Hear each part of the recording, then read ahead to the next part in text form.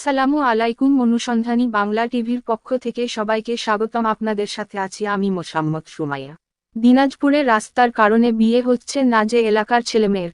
দিনাজপুরের নবাবগঞ্জ উপজেলার ভাদুরিয়া ইউনিয়নের কাশিয়ারা, শিবরামপুর, হরিণাসহ প্রায় 10 গ্রামের মানুষের চলাচলের একমাত্র রাস্তাটির বেহাল দশা।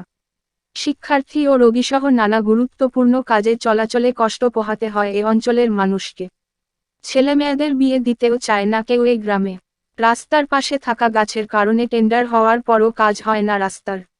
ভোগান্তিতে কয়েক হাজার মানুষ। জনদুর্ভোগ ও বিড়ম্বনার অবসান ঘটাতে রাস্তাটি পাকা করা প্রয়োজন এবং রাস্তাটি পাকা করার জন্য গাছগুলো টেন্ডারের মাধ্যমে কর্তন করার জন্য সংশ্লিষ্ট কর্তৃপক্ষের হস্তক্ষেপ কামনা করেন স্থানীয়রা।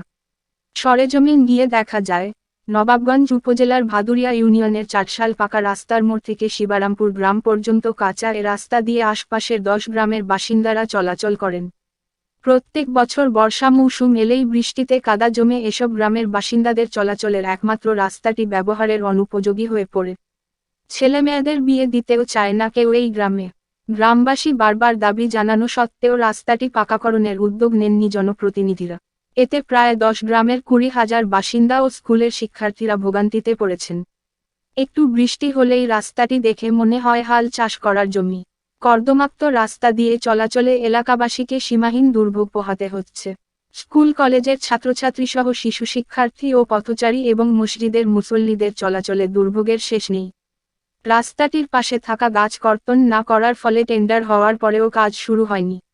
এমন ভোগান্তির প্রতিবাদস্বরূপ রাস্তাটিতে ধানের চারা রোপণ করেছেন গ্রামবাসী ও পথচারীরা।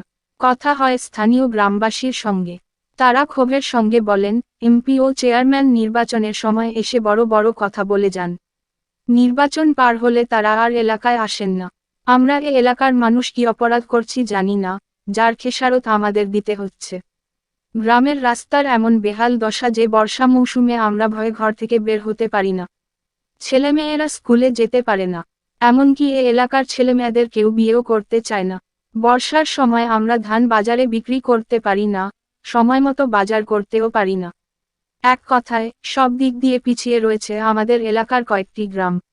নবাবগঞ্জ উপজেলার ভাদুরিয়া ইউনিয়নের 8 নং ওয়ার্ডের ইউপি সদস্য মোনারুল ইসলাম বলেন, স্থানীয় এমপি ও চেয়ারম্যানকে বারবার বলেও গাছ কাটার বিষয়ে কোনো সমাধান করতে পারেননি গ্রামবাসী।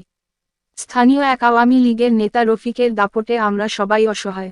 রাতের আধারে কে বা কারা গাছ কাটছে আর গ্রামের অসহায় মানুষের নামে সে মামলা দিচ্ছে। শুধু গাছ কাটা নয়, রফিকের বিরুদ্ধে কেউ যদি কোনো বাজে মন্তব্য করে তাহলে তার বিরুদ্ধেই সে মামলা দিয়ে হয়রানি করেন। আমরা গাছ চাই না, আমরা রাস্তা প্রস্থকরণ সহ পাকাকরণ চাই। Can anybody out there hear me?